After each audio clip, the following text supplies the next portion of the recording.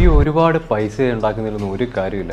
ഈ പൈസ ഉള്ളവർക്കൊന്നും സമാധാനം കാണില്ല. എല്ലാ ആൾക്കാരും എന്നുള്ളതല്ല, പൈസ ഇല്ലാത്ത എല്ലാ ആൾക്കാരും പറയുന്ന ഒരു എക്സ്ക്യൂസാണ്. കാരണം അവരെ കൊണ്ട് പൈസ ഉണ്ടാക്കാൻ പറ്റിയില്ല. അതുകൊണ്ട് നിങ്ങളൊരു കാര്യം ചെയ്യുമ്പോഴും പറയും, ഈ പൈസയിലൊക്കെ എന്ത് കാര്യമായിരിക്കുന്നത്, പൈസ മാത്രം മതിയോ, അത് വേണ്ടേ, ഇത് വേണ്ടേ, കുടുംബം വേണ്ടേ, നിങ്ങൾ പൈസയുടെ പുറകെ പോയാൽ ഈ കാര്യങ്ങളൊന്നും നടക്കില്ല എന്ന് പറയും. ഞാൻ സിമ്പിളായിട്ടൊരു കാര്യം ചോദിക്കാം, നിങ്ങളുടെ അച്ഛൻ ഇപ്പോൾ ഹോസ്പിറ്റലായി, അല്ലെങ്കിൽ നിങ്ങളിപ്പോൾ ഹോസ്പിറ്റലൈസ്ഡ് ആയി, നിങ്ങൾക്ക് ഇത്ര ലക്ഷം രൂപ വേണം. അവിടെ പൈസ ഇല്ലാതെ നിങ്ങളവിടെ ചെന്നിട്ട് ഈ ഫിലോസഫി പറഞ്ഞിട്ടൊന്നും ഒരു കാര്യമില്ല.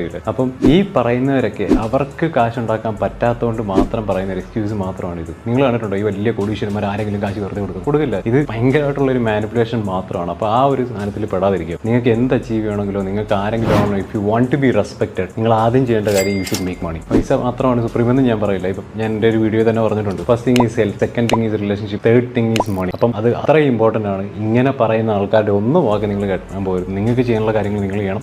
ഉണ്ടാക്കാൻ പറ്റുന്ന അത്രയും കാശുണ്ടാക്കും.